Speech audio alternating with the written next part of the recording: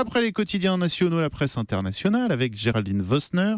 Alors vous, Géraldine, vous nous parlez ce matin d'un procès retentissant qui s'est ouvert hier et qui se tient dans la ville de Hong Kong, la ville qui est en haleine. Ouais, c'est celui d'un banquier britannique accusé d'avoir tué en 2014 et sauvagement torturé 2 prostituées. L'affaire avait plongé la ville dans la stupeur en révélant les mœurs de riches expatriés.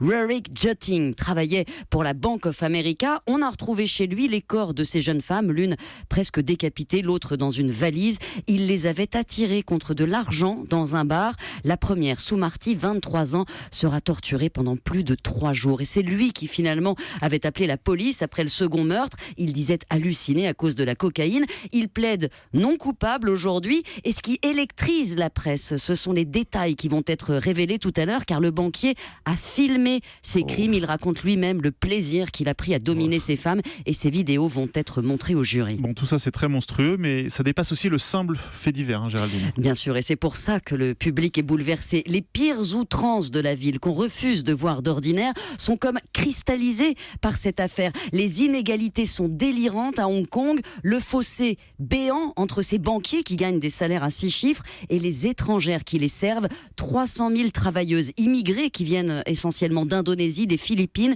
travaillent à Hong Kong. Sur le papier, elles ont des droits, un salaire minimum, 24 heures de repos hebdomadaire, mais dans les faits, elles sont souvent exploitées, forcées de vivre, c'est la loi, chez leur employeur, et leur présence sur le territoire est liée à leur contrat. Un banquier peut devenir résident au bout de 7 ans, une domestique non. Sue Marty, la première victime, était sous ce statut à Hong Kong pour faire vivre son fils de 5 ans en Indonésie. C'est la misère, bien sûr, qui l'a poussée à se prostituer, et c'est pour cela qu'hier, des dizaines de domestiques ont manifesté devant le tribunal, des domestiques étrangers. Ils réclament un procès juste, mais ils espèrent surtout qu'il servira de tremplin à leurs revendications. À la revue de presse internationale de Géraldine Vossner.